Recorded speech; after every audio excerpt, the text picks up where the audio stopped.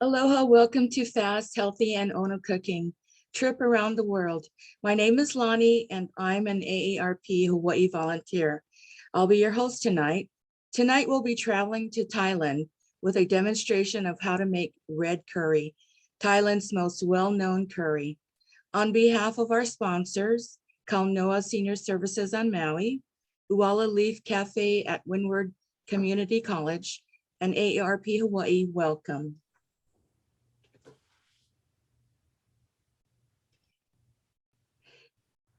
For those of you who are new or who may be unfamiliar with AARP Hawaii, we are a membership organization for people 50 and older, but what we do for everyone. We hope that with this series, you can learn some techniques that you can use to build or maintain a healthy lifestyle.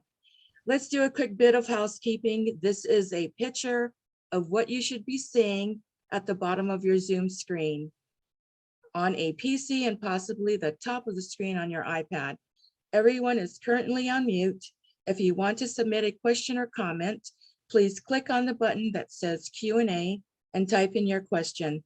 I will be monitoring the questions and making sure they get asked. If you're watching on Facebook Live, you may type your questions in the comments. We are not using the raise hand button. The chat featured can be used if you want to make a comment to everyone or to communicate a technical question to our volunteers. We recommend you select speaker side-by-side view rather than gallery view for this presentation. To do this, by clicking on the upper right part of your screen, once you are in that view, you can change the size of the slides or of the speakers simply by clicking and dragging on the middle bar.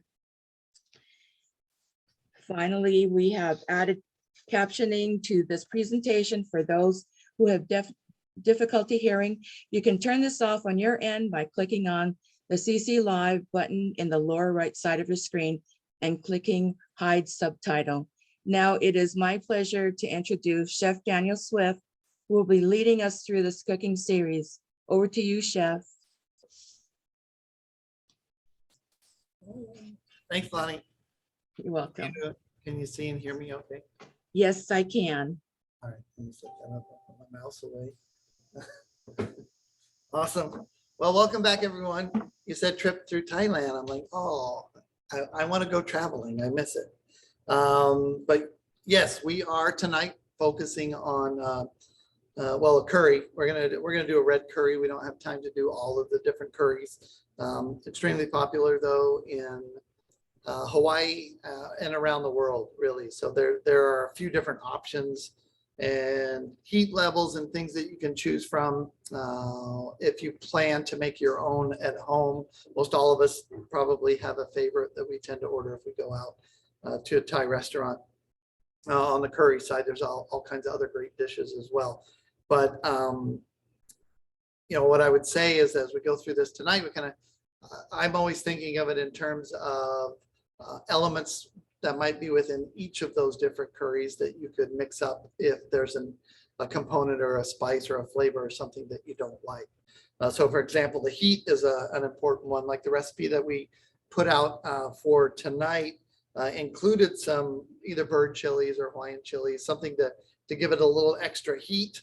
And depending on the blend that you're doing, you may not need those if you don't want it to be like fiery hot. So I've never traveled to Thailand, but I have friends that have, and it's one of the cultures like India and others that the heat is just a different level from what we're used to here. So mild would be the best route to go for myself and for a lot of other folks. So just leave that up to you to decide.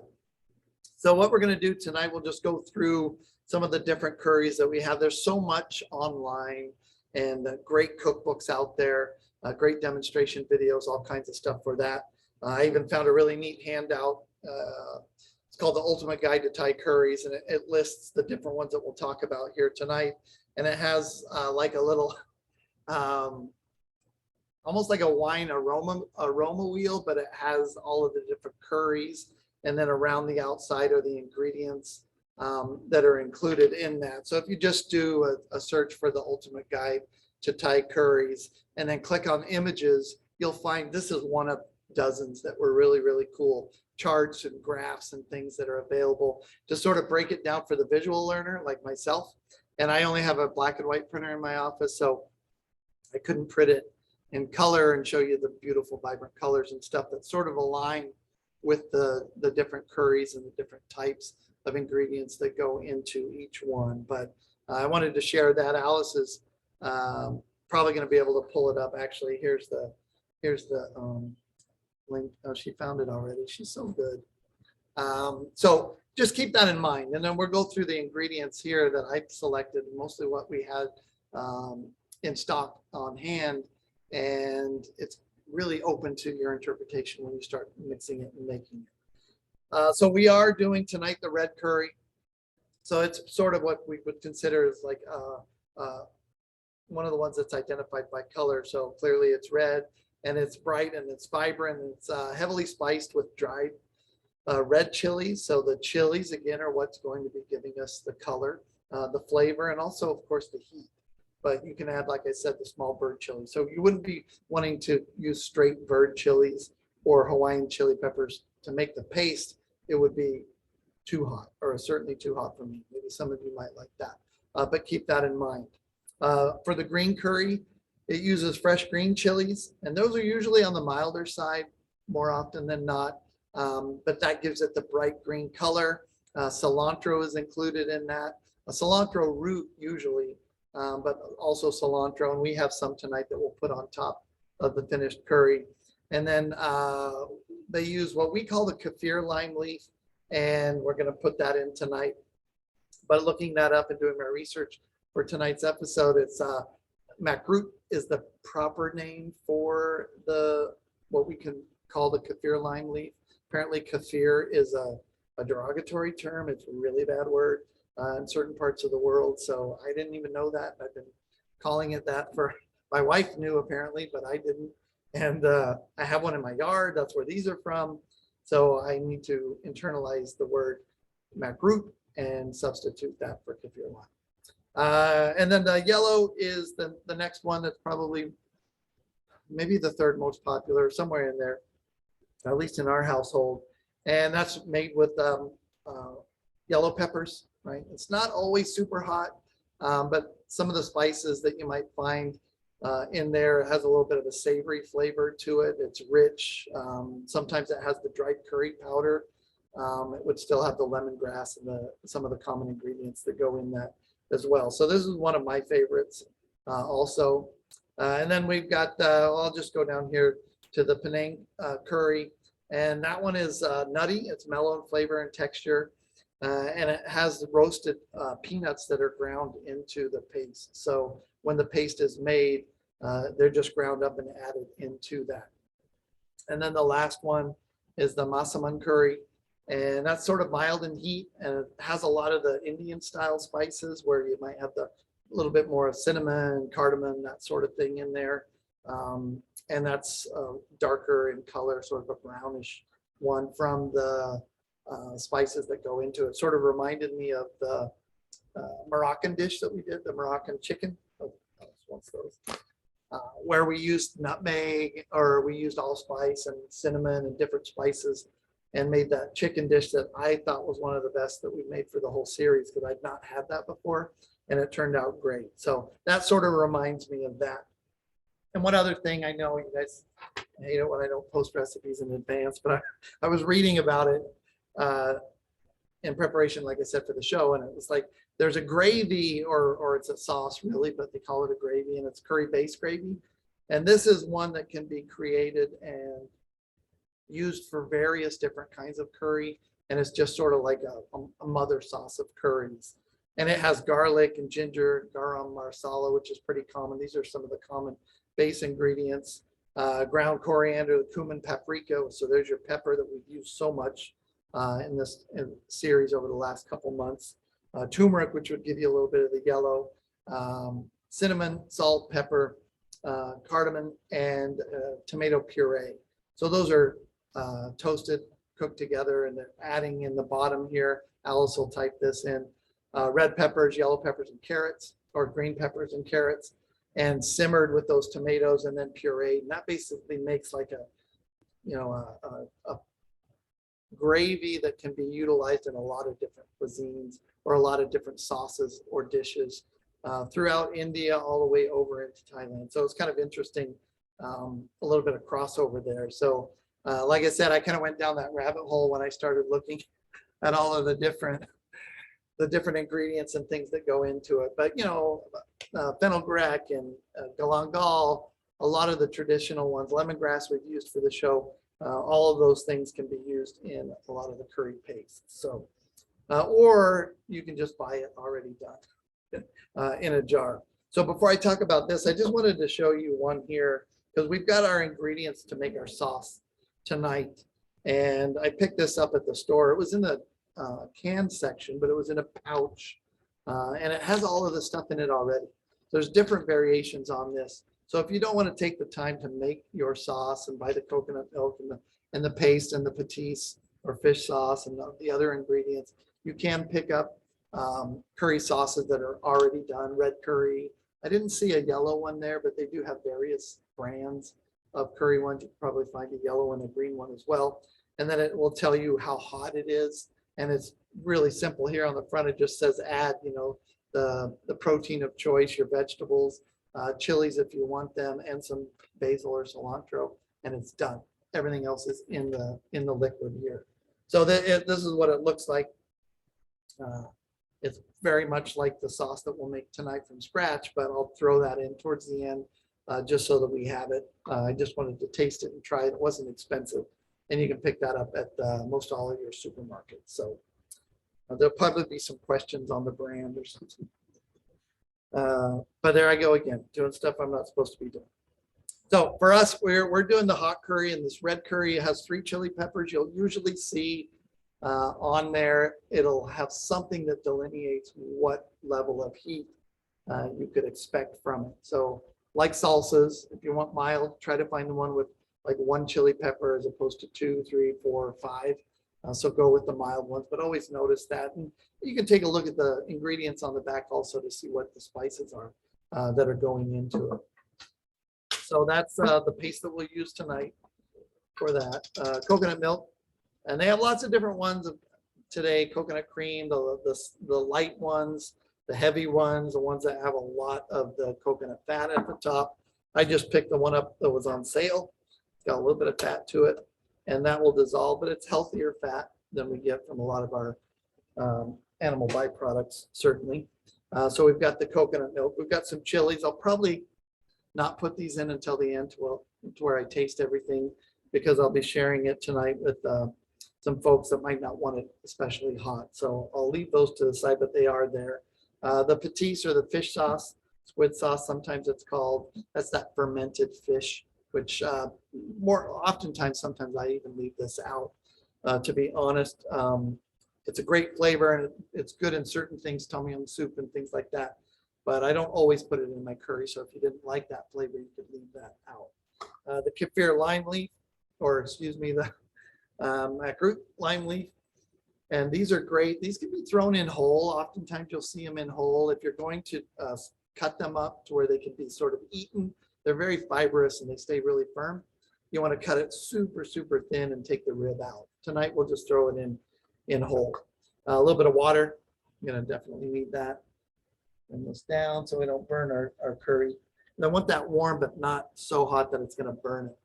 A little bit of the monk fruit sugar that we use to sweeten it. This could be optional as well. If you don't want a sweet curry, take that out. You're going to get some sweetness from your vegetables.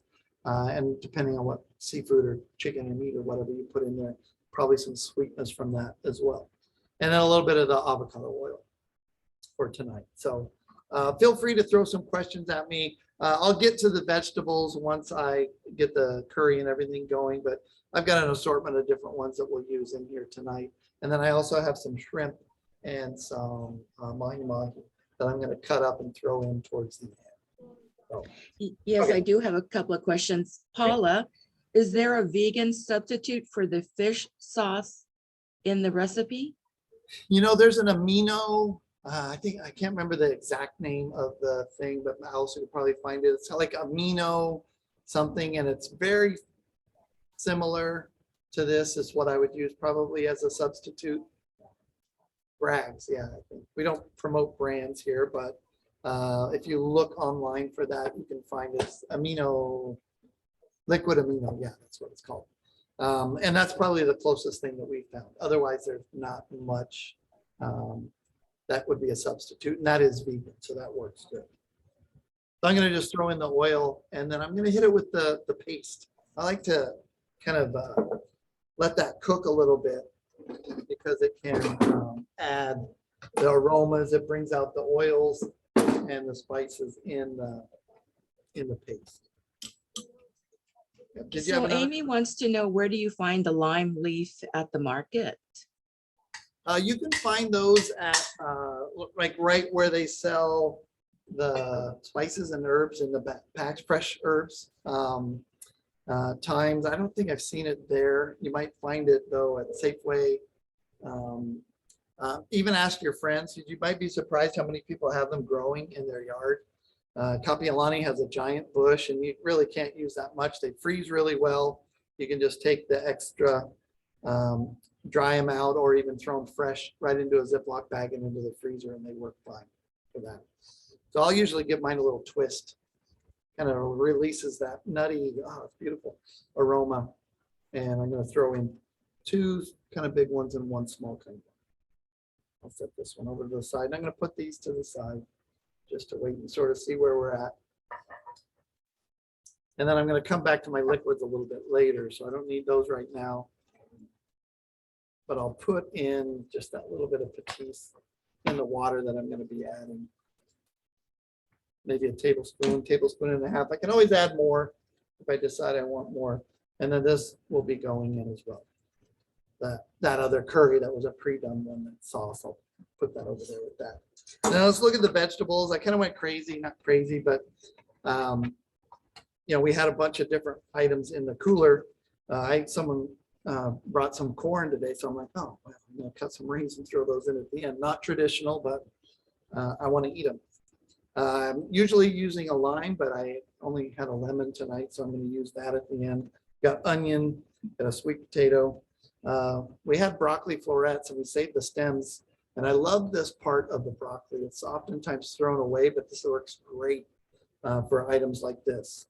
Carrot, garlic, and ginger, if need be. If you want to add additional fresh garlic or ginger, you can do that. I don't know that this will need it tonight, but we'll see. And then I've just got some peas here that I can throw in towards the end. So there's no wrong produce to put in there. I'm going to start though with my onion cut in half. And yeah, go ahead if you have other questions. Okay, I do. Sandra, the lime leaves, are they discarded, not eaten when added in whole? Yeah, you would eat around that. I mean, they're pretty fibrous if you've had one before. So I'm not going to say you couldn't eat it. You could, but they're kind of tough. So it might not be that enjoyable. And then what I'm doing here and cutting the vegetables here, I'm cutting the onion.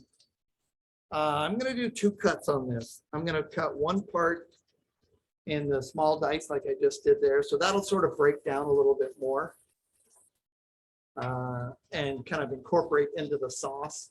If it were minced, it would even be fine. But I kind of like a stew on it almost. I like little chunks of onion that are a little bit bigger.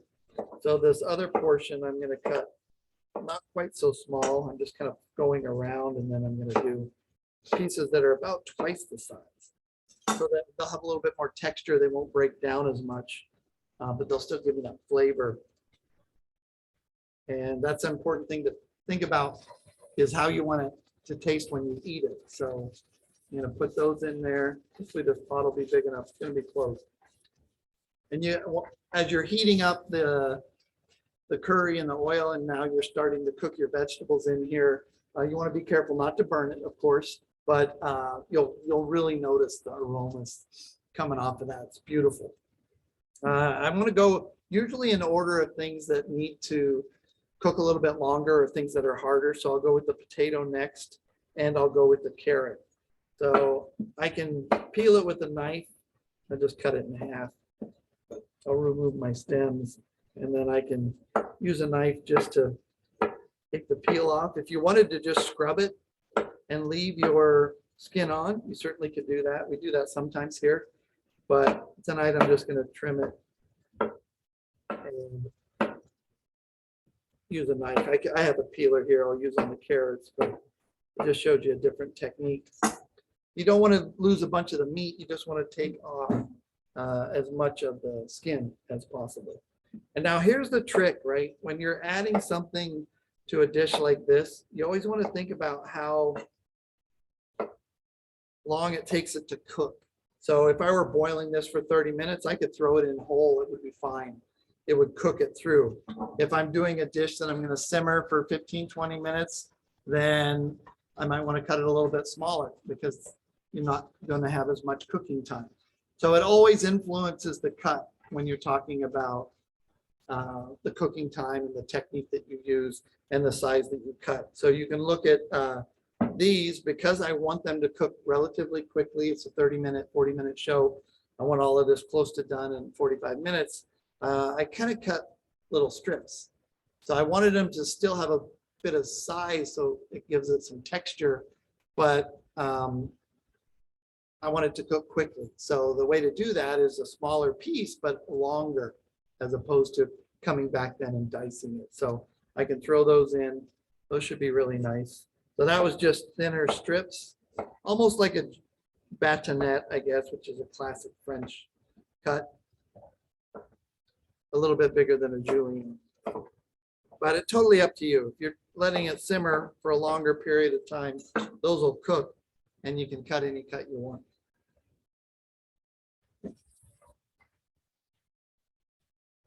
Okay, any other questions at the moment? Not at the moment. There is a inquiry about having the recipe, but it'll probably be sent with the copy of this program along with the recipe. So you'll be getting it. The recipe, it should be, yeah, it should be sent out already. At least the standard recipe that we're using for tonight. The one for the gravy is a little bit different. And the types of curry, those handouts, I don't have copies of. Cindy had a great recommendation for me to do that, and I should, but oftentimes I just don't have time. But I think about you guys, trying to make it easy. So for the carrot, I just simply peeled it, and again, that could be scrubbed and washed as well. It doesn't have to be peeled. If I'm doing pot roast, I tend to just use a scratch pad and scrub them and wash them, because I like that skin on. But in this case, I think I'll just do some round chunks. We call these rondelles, basically. And you just have to be careful because they like to roll around as you cut down. They'll work their way up your knife and then they'll drop and then roll across the table and onto the floor. So we just got that in there. And the heat on here is perfect. So it's not burning it, but it's getting a little bit of color. Touch it up a little bit just because we're in a bit of a hurry. And then if you've not used broccoli stems and you're always throwing them away, I can tell you, you want to make sure that you save these. So I just cut the end off where usually it's a little bit dry from harvest. Cut that off and I wash it. But you don't even have to peel it. I'm just cutting strips first, like this, lengthwise. And then I'm going to lay them out flat. And I'm just going to cut again lengthwise this way. So you end up with these pieces that are sort of like that. Question? Yes, sorry, just a clarification, that earlier question about having the recipe. It was actually asking whether the recipe can be halved. Oh, having, like No, like half. half, like one half. Having, having. A typo, yeah. Oh, sorry. Like having, it says having and having. Yes, absolutely. Any recipe can be halved, or you can modify the particular ingredients that are in it, especially with something like this, to the way you want it, right? It's nothing wrong with that at all. Maybe you want more liquid, less vegetables. Maybe you want more vegetables, less liquid. That's fine. And then you can see I ended up with pieces. They're irregular, of course, because you have all those stalks coming out of it. But this is so tender. If you like broccoli and you've been throwing this away your whole life, when you try it, you'll be kicking yourself because it's such a great part of the vegetable. Okay, Jan wants to know, what was the purple and white vegetable again? that's sweet potato. Yeah, koala actually. Yeah, a purple sweet potato. So I've got the corn. I'm gonna just cut a few of these like this. This was brought in as a donation, and I don't know why we've got corn at this time, but I'm gonna put it in there. Not traditional. So hopefully if someone's a diehard fan of Thai, they don't get mad at me. But I always try to utilize the things that we have available. Okay. So all of the things that take a little bit longer to cook are in there now. I can come back and add my liquids, right? So I've got, I put, as you saw earlier, the fish sauce or the patis inside the water. So I can add that. I don't know that I need it all right now. I'm going to put in about half of it. And once the liquid goes in, I can turn up the heat all the way, which I just did. I've got that packet of the already seasoned coconut milk and stock and everything else that we're doing here in there. I'm going to add that. I can add a little bit of the sugar. I'm going to wait for the monk fruit sugar and see if I need more towards the end. And then I can put in my coconut milk. And you can see, if you haven't used this a lot, the fat that you get, you know, it solidifies. It's very popular today in baking. They're using coconut milk, coconut fat for a lot of different things. If you get the light one, you won't have as much of that in there if you're watching your fat intake. So there's just so many brands available for that today. Okay, and then if I wanted fresh garlic, I've got this little fresh clove here. These are pretty big. And I figure why not? I'll throw in one. But because I'm only cooking it for another 15 minutes or so, I'm going to slice it thin. Now, you know, I could cut larger chunks or smaller dice. It's up to me what I want in the finished taste, as long as it's cooked. But because we're not spending a lot of time here, I'm going to cut it thin and throw that. Got that. Now, a little piece of ginger. In fact, I think I'm just going to trim the skin off. Normally that's done with a metal spoon. We scrape it.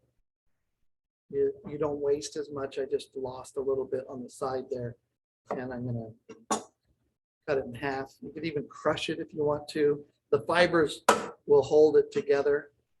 And this wouldn't normally be eaten, but we've all eaten like marinated meats and stews and things that have chunks of ginger in it. Some people eat it straight. Some people don't like it as much. But if you want to take it out at the end, you can leave it even larger than that. So I'm going to put that on there. Oh, it smells awesome. And I don't think I need the rest of this liquid. Move this to the side. And then turn here to these two items really quick. One is the some bamboo shoots. You can just buy these in a can and have them in other forms as well. And some mushrooms. So I like canned mushrooms. They're one of my favorites. My wife doesn't like them. A lot of people prefer them fresh only, but that's up to you. I saved the liquid, but it doesn't look like this pot's going to hold it, but a little bit of that liquid in there would have been fine too. So I am going to just cut this already soft, already tender. This could be thrown in towards the end, which is what I'm going to do. What kind of big pieces? It could be strips, however you want to cut it. A lot of times that's the way you find it in there. And mushrooms, I'm just going to cut in half. And these are nice and soft. Of course, you could use fresh, whatever your favorite mushroom is, or if you have some left over from another meal, feel free to do that. I'm just slicing them right down the center in half. Those are already tender, so they don't need to be cooked. As this heats up, maybe I'll throw the lid on there, make sure we get it to a boil. It'll probably go over here in a second. So that adds another couple things to it. So the peas will take about the same amount of time. So these can go in towards the end. And those could be cut also if you wanted to cut them, in half. The stems are usually broken off, and we've done that already. We break it off and peel it. So you take the fibrous part out. And I guess I can slice it.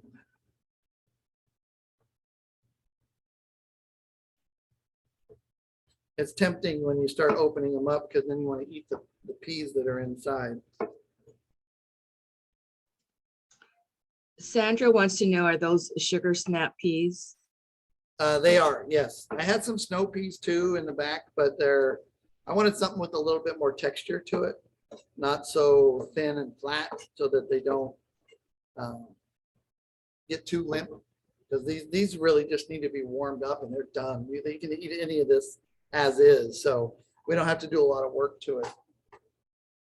So we've got that. The only thing I have left here is the lemon, which theoretically would be a lime. We have a lemon tree at home with one lemon. We're super proud of it. We've been watching it for like, what, 3 months? It's almost ready. One lemon. So we're going to do something special with that. So I'm just going to cut this into wedges, and then I'll have this available on the side. And I usually always tell you that you want to try to utilize the rind or the zest if you can. So if I had a lime, I might shoot a little zest off of there with a zester or trim it off with a knife and julienne it and throw it in. But because it's a lemon, I'm not going to do that tonight. I'll put a little bit in at the end, a few drops to get the acidity that we're looking for, make sure that we have the flavor balance. So while we got a minute or two, I think, I'm going to look at my seafood here. This could be anything. It doesn't have to be seafood. It could be straight vegetables like it is right now. If you're making this and there's some folks in the house that want vegetarian version and others want meats, you could cook it to this point, let it simmer and cook those vegetables that are in there. Make sure the potatoes and everything are done.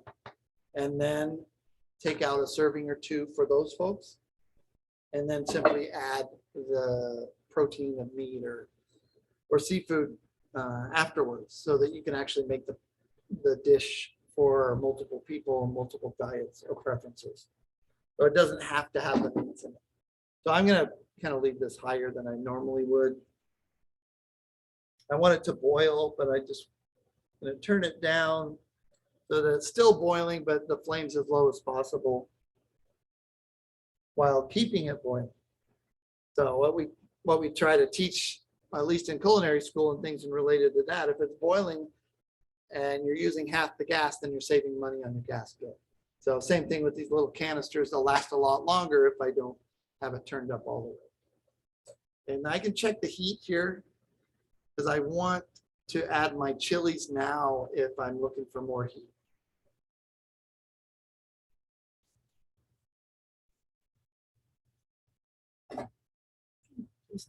Not too spicy. But actually, I think I'm going to throw in a little. This. Let that come through. It's kind of mild, beautiful. So nice and light. So don't think that you have to make these super spicy or super hearty. It's up to you if you want it a little bit thinner, and if you want it to be a little bit less spicy, then you can hold back on your curry paste if that's what you're using, or hold back on your chilies. I'm going to take a wrist and throw in half, and then we'll see where we're at. Someone will get that later. And as I stir it, I can sort of feel that the potatoes and stuff are still firm. Those flavors will still be coming out into the dish. So that should work fine. So for the shrimp, we tend to use 21, 25s. And we don't do a lot of shrimp on the show. We've done a few dishes with shrimp in it. But basically, when you're looking at that number that's associated with all of the different shrimp that are available in the supermarket or at your fish store, 21, 25s in this case, or 15, 20s or whatever, that's the number of shrimp per pound, roughly. So between 21 and 25 of these would make a pound. So it goes all the way down to bays, which are the smaller ones that are measured a little bit different, the U12s, which are like the large shrimp. So just keep that in mind. If you want a shrimp that's larger, then you want the smaller number because it's fewer count per pound. And then, like I said, the 21, 25s, these are the ones that we tend to use. They're already peeled and deveined with the tail on. So you might see peeled on the package, and DV stands for deveined, which means most of the work's been done for you. All they've left you with is the tail. So if I'm throwing it into a soup like this and I don't eat the tail, I tend to take it off. So I simply just pinch the end like that, and the tail comes right off. Now you can peel it back. My wife likes to do that. There's a teeny little bit of meat there, but when you're doing hundreds at a time or you're in a hurry, then you want to just pinch it right off. So we're all right. I'm just going to pinch these off. And I can get rid of the tails. Now, like I said, if you wanted the tails in there, you could. Totally up to you. And then the fish, the mahi, I just have a couple blocks here. I'm going to cut it into smaller pieces. Could you throw it in whole? Sure, but it'd take a while to cook. So I'm just looking for sort of the like large poke style pieces, something that'll give me a a bite of meat or seafood in this case when I'm eating it. So I'll just cut up a couple of these pieces, and this could be any fish. I don't know if people have preferences. So yeah, absolutely, you could use a different type of fish if you wanted to. Feel free to do that. So this is simmering nicely. All of these items will cook roughly at the same time. So I'm going to go ahead and drop them in right now. I have a comment from Carla. Any hints how to use the frozen, fully cooked shrimp? Once I defrost, they can be a bit chewy, and I tend not to use them in recipes. Yeah, fully cooked shrimp is always going to be chewy and a little bit rubbery. Honestly, Carla, I'd recommend you just get the peeled deveined ones like this. They're right in the same section of the supermarket, and just poach them like you would for shrimp cocktail. So the bags are usually 2.5 pounds or 2 pounds. A pot of water with a little bit of lemon juice and some salt is the minimum you would need. Other people or other recipes call for pickling spice and things like that, but it's not really necessary. And then they only take a couple minutes to cook. And then if you're using it later for other items, you can sort of freeze your own. Just don't overcook them, because most of the shrimp that you're buying in the supermarket that's cooked, they tend to get really overcooked, and they do get rubbery and they get a little bit dry. So your best bet is really to sort of maybe do your own. And if you're doing that 2-pound bag, that can last you in your freezer in Ziploc bags for at least 3 or 4 meals, depending on how many people are eating. But that would be my recommendation. Then I can go in with these vegetables that just need to sort of be heated up. Stir those in.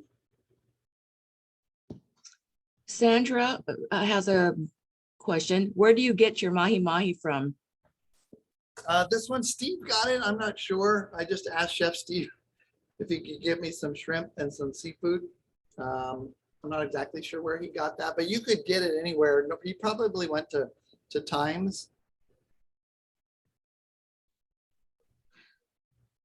Because we're a little, well, I got the heat there. But we're a little limited with where we can make our purchases here. So we're usually going to Chef Zone, Times, or if I'm paying for it, Safeway is another alternative. So I can ask him and find out exactly where, but you can find it anywhere. And there's a new fish shop opening up in town or here in Kaneohe. So anywhere you can find seafood, you could probably find mahi-mahi, or any fish would work well for this dish.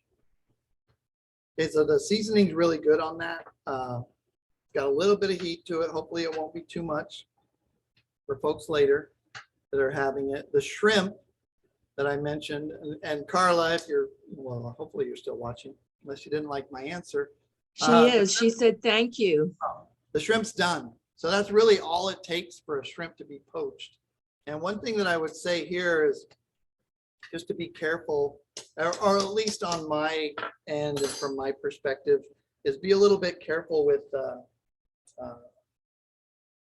the length of time that you're cooking kind of anything. So I've always said that once you understand technique, and I think we've shared a lot over the, actually I can say years now, right? It's been 2 years with the show. We try to focus on the technique that you're using. But you don't want to overcook your product. So how do you make sure that that shrimp is perfectly cooked and not overcooked and boiled and rubbery? How do you make sure that the potatoes are done? How do you make sure that the fish is still has some moisture to it? And the green beans, if you look at these snow peas or the snap peas, I mean, they still have their vibrant, beautiful green color. I'll just pull a couple out so you can look at them. So, you know, that's the trick to cooking, really, is to make sure that everything comes out perfect. You know, a lot of those vegetables could have been eaten as they were when they went in. Others needed to cook a little bit longer. So I rushed a little bit just because we only have 4 minutes left. But this particular stew is going to need to cook a little bit more. So these beans will, or peas will lose a bit of that color. But that's the hard part, is trying to make sure everything comes together perfectly at the end. So what I can do now is just dish up a little bit, see how it looks. I know that the flavor is there. I could tighten this up as well. I think a little bit of roux would be nice, depending on how you like it. I like mine a little bit tighter. I don't want it quite so thin. But I'm going to ladle out some of this so you can see the colors of the ingredients. Try not to make as big a mess as I did with that last one. But this is where you could imagine even some lotus root in there, or I mean, it's just the sky's the limit for the types of things that you can put in here.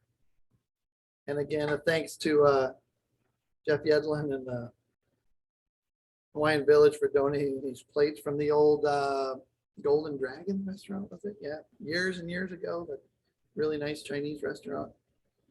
So I'm going to put that there. Now I've got that little bit of lemon.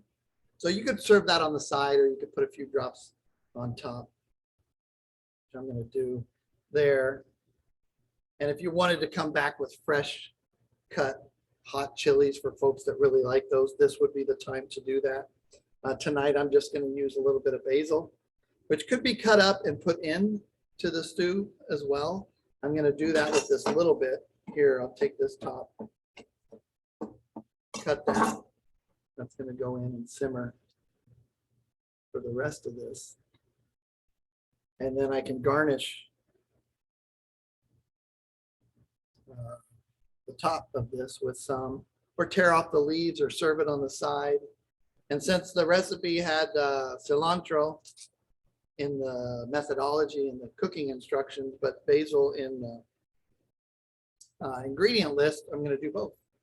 So a little bit of cilantro sprinkled around, which I tend to love. And then I think it's always important, if you're, especially if you're doing shrimp, the most expensive part, I'll always try to come back and make sure that some of them are visible on top, especially if you're in a restaurant. People are coming and they're spending money.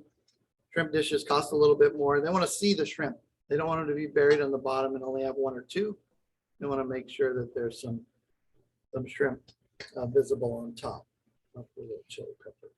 Chef, you mentioned Roux, I think Roux. How does it, how do you make that? Roux is flour and clarified butter generally.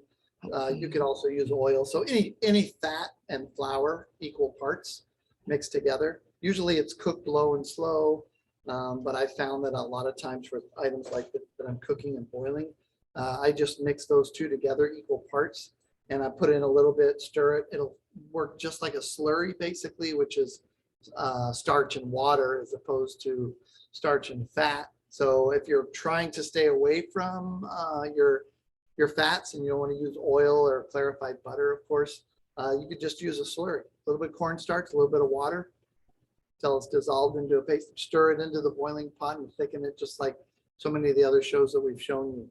And then that would give you the texture, the consistency of the broth that you might like. So this isn't bad. This is probably preferred for a lot of folks that like the soup style.